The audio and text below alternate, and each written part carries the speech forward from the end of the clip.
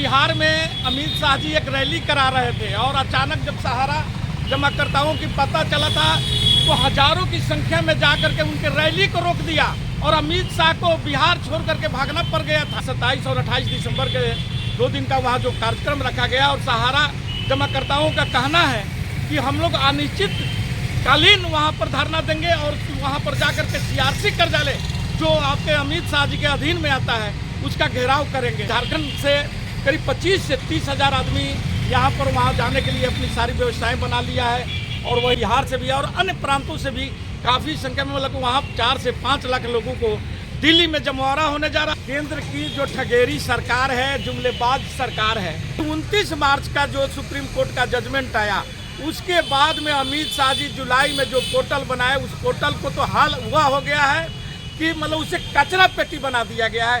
रोज दिन उसमें संशोधन हो रहा है। जिस ढंग से जीएसटी में संशोधन हो रहा था, नोटबंदी में संशोधन कराया जा रहा था। मोदी और अमित शाह का नीयत साफ नहीं है। एक नया ताजा खबर अभी आया है जो कि कोई भी भ्रष्टाचारी बचकर नहीं निकलेगा और उनकी संपत्तियां जब्त की जाएगी। जब सारी संपत्तियां सहारा समूह की जब्त है तो फिर ये लखनऊ में जो सहारा समूह का अस्पताल था जिसको मैक्स ने अभी 2-3 दिन पहले ही उसका पूरा अपने नाम हस्तांतरित करा लिया है। आखिर कि ये लोग कहाँ सोए हुए हैं कि अब धीरे धीरे ये लोग की मिली भगत से सहारा की एक संपत्तियां देखिएगा बिकते जाएगा, लेकिन ये लोग कोई कार्रवाई नहीं करेंगे। जितने भी हमारे जमाकर्ता है, निवेशक है, वे सबसे पहले जो एजेंट उनके इर्द गिर्द घूम रहा है उनके बातों में वो नहीं आवे। वे लोग एकजुट होकर के दिल्ली पहुंचे और जो सीआरसी की या अमित शाह का जो कार्यालय है उसका घेराव करे और घेराव कर करके वहाँ अनिश्चितकालीन के लिए वहाँ डेरा डाल करके जब तक ये बैठेंगे नहीं तब तक हमें जो 1% भी चांस है कि पैसा हम उनका वापस आ सकता है। एक बहुत ही ज्वलंत मुद्दा के साथ आपसे हम बात करने जा रहे हैं रविरंजन जी। 27 तारीख को कहीं न कहीं सहारा निवेशकों का जो जनसैलाब दिल्ली में पहुंचने वाला है वो अनिश्चितकालीन हड़ताल पे जा रहे हैं। ऐसे अवस्था में क्या देश के सहकारिता मंत्री अमित शाह का निद्रा भंग होगा और वो निवेशकों का सुनने का काम करेंगे? आप जो निंद्रा की बात कर रहे हैं, अभी बिहार में अमित शाह जी एक रैली करा रहे थे और अचानक जब सहारा जमाकर्ताओं की पता चला था तो हजारों की संख्या में जाकर के उनके रैली को रोक दिया और अमित शाह को बिहार छोड़ करके भागना पड़ गया था। और अभी जो आपका रखा गया है 27 दिसंबर के 27 और 28 दिसंबर के 2 दिन का वहाँ जो कार्यक्रम रखा गया और सहारा जमाकर्ताओं का कहना है कि हम लोग अनिश्चित कालीन वहाँ पर धरना देंगे और वहाँ पर जाकर के सीआरसी कार्यालय जो आपके अमित शाह जी के अधीन में आता है उसका घेराव करेंगे। वहाँ पर अभी हम देख रहे थे कि झारखंड से करीब 25 से 30 हज़ार आदमी यहाँ पर वहाँ जाने के लिए अपनी सारी व्यवस्थाएं बना लिया है और वही हाल बिहार से भी और अन्य प्रांतों से भी काफ़ी संख्या में मतलब वहाँ 4 से 5 लाख लोगों को दिल्ली में जमवारा होने जा रहा है। और वहाँ पर लोगों का एक ही कहना है और जो जिस ढंग से महिलाओं से भी हम लोग कुछ बात कर रहे हैं जो झारखंड की, वे लोग इस ढंग से गालियां दे रही है अमित शाह और सहारा के श्री के जो मालिक जो मर गए, जबकि हम लोग बार बार बोल रहे हैं कि जो मर जाते हैं उनके बारे में अपशब्दों का नहीं प्रयोग किया जाता है, लेकिन महिलाएं मानने के तैयार। सिर्फ महिलाएं नहीं, पूरे देश का जो आक्रोश है, जो निवेशकों का हाल है, कुछ लोग मरणासन पे हैं, क्या उनका निदान क्या होगा? उसका देखिए निदान, ये जो ठगेरी सरकार है, केंद्र की जो ठगेरी सरकार है, जुमलेबाज सरकार है, सिर्फ आज तक युवाओं को या आम जनता को सिर्फ ठगने का काम किया है। और जैसे ही आप अपने किसी मुद्दे की मांग करते हैं वे तुरंत इधर उधर की बातों में भटका देता है। कभी आपको धर्म के नाम पर लेकर चला जाता है, कभी हिंदुस्तान पाकिस्तान की बात करने लगता है, कभी हिंदू मुसलमान की बात कर करके और लोगों को दिग्भ्रमित करने का ये सरकार काम कर रही है। आपको याद होगा और हमारे दर्शकों को भी याद होगा कि 29 मार्च का जो सुप्रीम कोर्ट का जजमेंट आया उसके बाद में अमित शाह जी जुलाई में जो पोर्टल बनाए उस पोर्टल को तो हाल हुआ हो गया है कि मतलब उसे कचरा पेटी बना दिया गया है।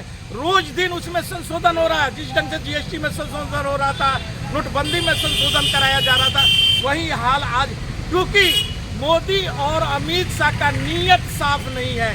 वो चाहता नहीं है कि गरीब जनता की जो ठेला पर और मजदूरी कर करके पीट कट करके अपना पैसा सहारा में निवेश किया था उनको पैसा मिले। और ये लोग अभी वहाँ एक नया ताज़ा खबर अभी आया है जो आपके दर्शक को भी जान लेना चाहिए कि यही अमित शाह और मोदी जी का बोले थे कि कोई भी भ्रष्टाचारी बच कर नहीं निकलेगा और उनकी संपत्तियां जब्त की जाएगी। जब सारी संपत्तियां सहारा समूह की जब्त है तो फिर ये लखनऊ में जो सहारा समूह का अस्पताल था, जिसको मैक्स ने अभी 2-3 दिन पहले ही उसका पूरा अपने नाम हस्तांतरित करा लिया है, आखिर कि ये लोग कहाँ सोए हुए हैं, क्या कर रहे हैं? क्या उनकी रोक नहीं लगानी चाहिए थी? किसके हाथ में है? क्या जनता कांग्रेस के पास जाएगी, सोनिया गांधी के पास जाकर मांग करेगी, राहुल गांधी से मांग करेगा, कि हमारी जनता मोदी और अमित शाह से मांग करेगा? लेकिन ये लोग सबका मिली भगत है और मिली भगत के कारण ही जो 5,000 करोड़ रुपया जो सेबी से लेकर के और आपका ये सुप्रीम कोर्ट दिया है, उस पैसा का भी अभी तक लोगों का जो 10-10 हज़ार रुपया देने के ये लोग वादा किया था वो अभी नहीं दे रहे हैं। बल्कि अब धीरे धीरे ये लोग की मिली भगत से सहारा की एक संपत्तियां देखिएगा बिकते जाएगा, लेकिन ये लोग कोई कार्रवाई नहीं करेंगे। ठीक है, सहारा श्री के प्रमुख सुब्रतो राय मर गए, लेकिन उनकी पत्नी के नाम पर है, उनकी माँ छवि राय के नाम पर संपत्तियां हैं, यहाँ से लेकर के विदेशों में अकुत संपत्ति है। और लेकिन 86,000 करोड़ हमारे जनता का, गरीब भाइयों का जो पैसा है, इस पैसे को हड़पने के लिए ये आज की मौजूदा सरकार है, ये कमर कस चुकी है। इनकी नीयत सही नहीं है। ये लोग चाहते हैं, ऐसे कहा जाता है कुंभकर्ण के बाद सबसे ज्यादा निद्रा में रहने वाले हमारे अन्ना हजारे जी हैं, और क्या अमित शाह भी इसी निद्रा का प्रयोग कर रहे हैं, जहां जनता को किसी भी तरह का लाभ नहीं मिल रहा है? प्रोजेक्टेड थे, वो आरएसएस और भाजपा का प्रोजेक्टेड नेता थे, नकली गांधी बना करके ये लोग, ये मैं नहीं, देश की जनता कहता है कुंभकर्ण के बाद सबसे ज्यादा निद्रा में। नकली आदमी की बात मत करें, नकली गांधी बना करके उतारा गया था लोगों को ठगने के लिए।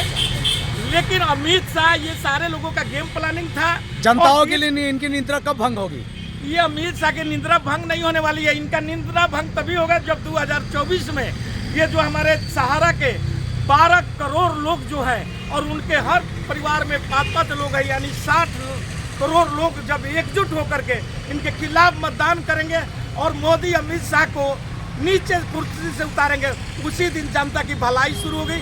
नहीं तो कभी भी जनता की भलाई होने वाली नहीं है, क्योंकि ये हमेशा ये अपना ध्रुवीकरण का खेल खेलते रहेंगे, कभी हिंदू मुसलमान। हमारे चैनल के माध्यम से आप अपने दर्शकों को, हमारे चैनल के माध्यम से आप अपने दर्शकों को क्या संदेश देंगे?